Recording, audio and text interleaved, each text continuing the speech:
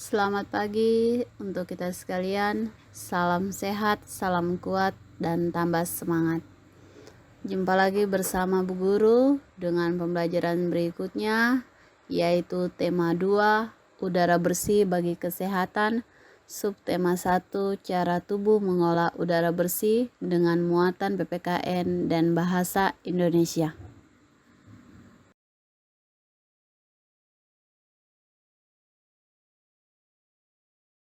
Anak-anakku sekalian, kita masuk dengan muatan yang pertama, yaitu muatan PPKN. Di sini kita akan membahas tentang tanggung jawab.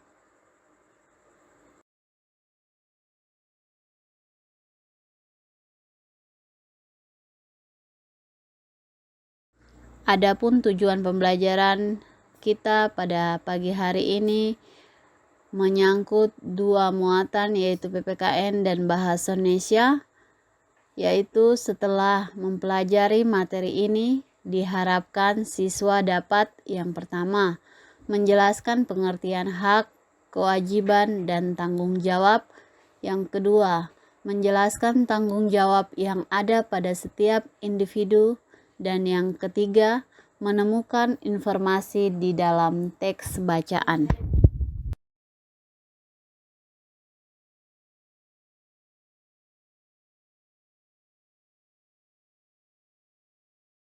Anak-anakku sekalian, tentunya kalian masih ingat dengan pembelajaran PPKN pada kelas 4 yang lalu, bukan?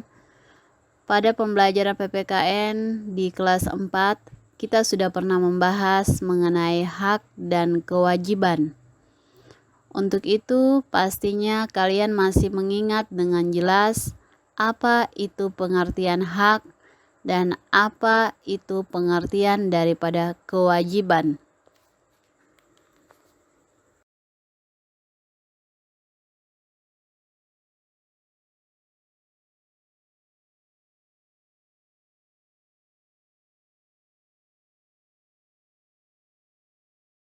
Baik anak-anakku sekalian, di sini Bu Guru akan mengingatkan kembali pengertian tentang hak dan kewajiban itu sendiri.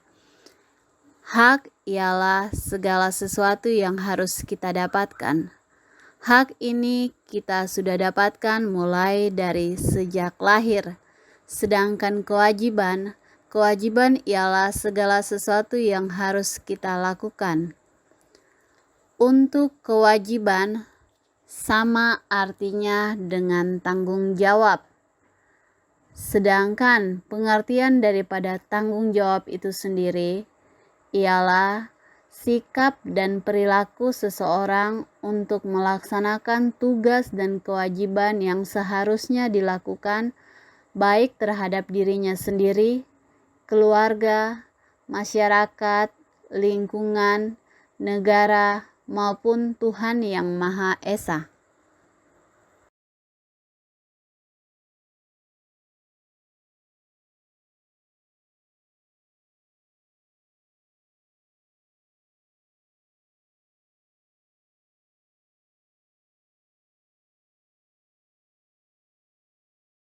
Baik anak-anakku sekalian, kita ketahui bersama bahwa setiap individu mempunyai tanggung jawab. Tanggung jawab setiap individu terbagi atas 5 jenis. Kita akan bahas satu persatu. Yang pertama, tanggung jawab terhadap Tuhan. Tuhan menciptakan manusia sebagai makhluk yang paling sempurna yang dikaruniai akal dan pikiran. Oleh karena itu, Tuhan menurunkan ajaran berupa perintah dan larangan bagi manusia. Manusia bertanggung jawab untuk beribadah serta menjalankan perintah dan menjauhi larangannya. Contohnya, beribadah tepat pada waktunya sesuai ajaran agama yang dianut. Kedua, tanggung jawab terhadap diri sendiri. Tanggung jawab terhadap diri sendiri menuntut kesadaran setiap orang untuk memenuhi kewajibannya sendiri dalam mengembangkan kepribadian sebagai manusia. Dengan demikian, biasa memecahkan masalah-masalah kemanusiaan mengenai dirinya sendiri. Contohnya, Randi membaca sambil berjalan. Meskipun sebentar-sebentar ia melihat jalan, tetap saja ia terperosok ke sebuah lubang. Akibatnya, kakinya terkilir. Ia menyesali dirinya sendiri atas kejadian tersebut. Ia harus beristirahat di rumah beberapa hari. Dalam peristiwa tersebut, Randi harus bertanggung jawab atas dirinya sendiri akibat kelengahannya. Yang ketiga, tanggung jawab terhadap keluarga. Keluarga merupakan masyarakat terkecil. Keluarga paling kecil terdiri atas ayah, ibu, dan anak. Tanggung jawab terhadap keluarga menjadi tanggung jawab seluruh anggota keluarga. Tanggung jawab terhadap keluarga antara lain menjaga nama baik keluarga, meningkatkan kesejahteraan keluarga, dan menjaga keselamatan anggota keluarga. Contohnya, seorang ayah bekerja keras untuk menafkahi keluarganya dan demi memenuhi kebutuhan pendidikan anaknya. Yang keempat, tanggung jawab terhadap masyarakat. Sebagai makhluk sosial, manusia tidak bisa hidup tanpa manusia lain. Oleh karena saling membutuhkan, maka manusia tinggal di tengah masyarakat. Itulah sebabnya manusia tidak boleh berperilaku seenaknya. Terdapat aturan hidup bersama di masyarakat yang menjamin setiap manusia melakukan kewajibannya dan tidak mengganggu hak manusia lain. Dengan demikian, manusia mempunyai tanggung jawab terhadap masyarakat di mana ia tinggal. Contohnya, pada hari Minggu, Pak Budi berencana pergi berlibur bersama keluarganya. Di hari yang sama, warga di tempat Pak Budi tinggal mengadakan kerja bakti. Sebagai warga masyarakat yang baik, Pak Budi memutuskan untuk menunda berliburnya bersama keluarga karena harus mengikuti kerja bakti. Yang kelima, tanggung jawab terhadap bangsa dan negara. Setiap orang yang tinggal dan menetap dalam sebuah negara akan terikat oleh aturan-aturan hukum dalam sebuah negara. Oleh karena itu, segala pikiran, perbuatan, tindakan, dan tingkah laku manusia harus sesuai dengan norma-norma atau aturan-aturan yang berlaku dalam negara setempat. Individu sebagai warga negara hendaknya dapat mempertanggungjawabkan segala tindakan dan tingkah lakunya kepada bangsa dan negaranya. Contohnya, mematuhi peraturan perundang-undangan yang berlaku.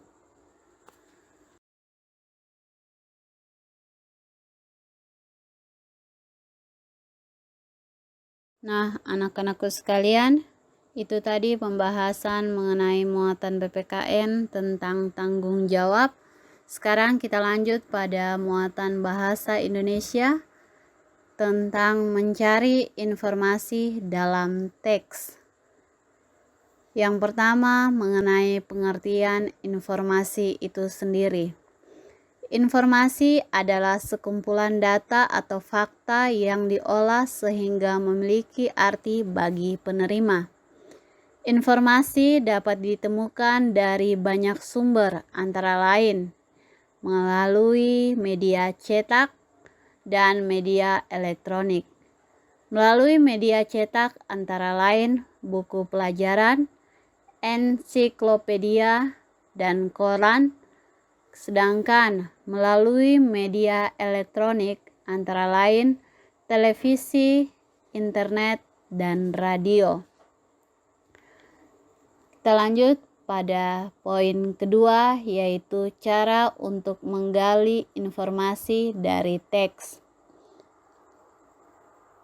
Teks bacaan ditulis dengan maksud untuk menyampaikan informasi tentang suatu hal. Untuk menggali informasi yang terdapat dalam suatu teks, ada banyak cara yang dapat dilakukan. Berikut beberapa di antaranya. Yang pertama, memahami judul. Yang kedua, menyimpulkan ide pokok paragraf. Yang ketiga, membuat daftar pertanyaan. Anak-anakku, kita lanjut pada ketiga cara menggali informasi di dalam teks. Yang pertama, memahami judul teks. Judul adalah identitas sebuah bacaan. Judul memberi gambaran secara singkat tentang isi suatu teks. Oleh karena itu, judul disebut sebagai lukisan singkat atau miniatur isi bacaan.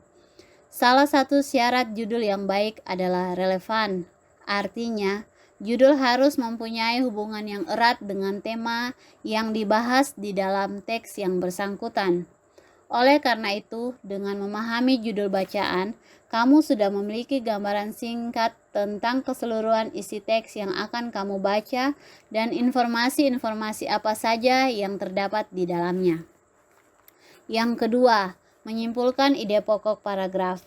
Menyimpulkan ide pokok adalah mengambil intisari paragraf yang bersangkutan.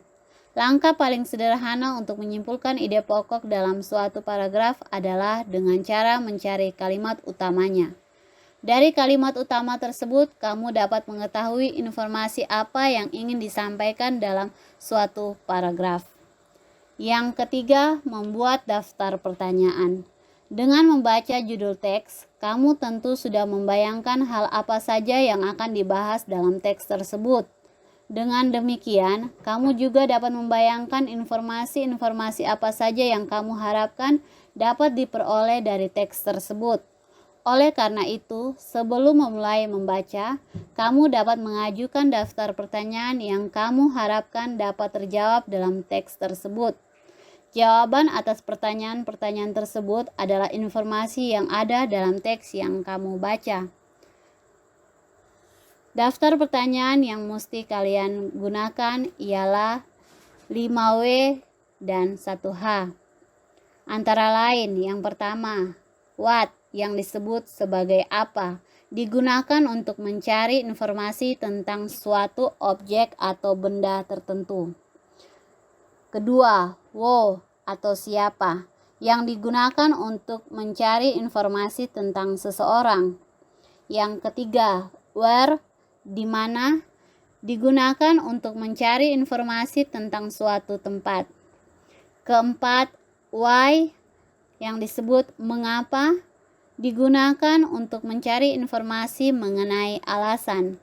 Yang kelima, when, atau yang disebut kapan, digunakan untuk mencari informasi mengenai waktu. Dan yang keenam, how, atau yang disebut bagaimana, digunakan untuk mencari informasi mengenai cara atau keadaan.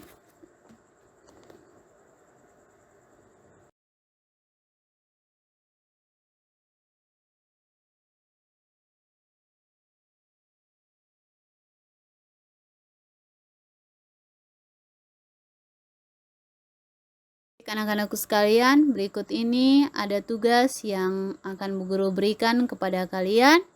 Yang pertama, tugas PPKN. Tugas PPKN yang Bu Guru berikan ada 5 pertanyaan yang hendak kalian jawab sesuai dengan penjelasan Ibu Guru tadi. Kalian dapat tuliskan jawabannya langsung pada buku tugas PPKN. Tulislah dengan rapi sehingga Ibu Guru dapat membaca jawaban kalian dengan baik.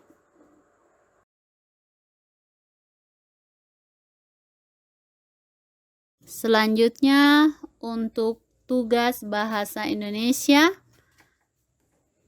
terdapat sebuah bacaan yang kalian mesti baca terlebih dahulu. Kemudian kalian tuliskan beberapa pertanyaan berdasarkan teks tersebut menggunakan kata-kata tanya sebagai berikut, yaitu yang pertama apa, kedua di mana, ketiga bagaimana, dan yang terakhir mengapa.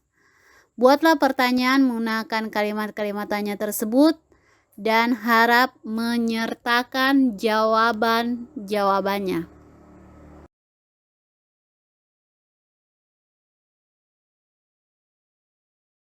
Demikian penjelasan Ibu Guru mengenai tanggung jawab dan mencari informasi di dalam teks. Kita akan berjumpa lagi pada pembelajaran berikutnya. Ibu Guru harap kalian semua tetap semangat dan selamat mengerjakan tugas yang Bu Guru berikan. Selamat pagi, salam sehat, salam kuat, dan tetap semangat.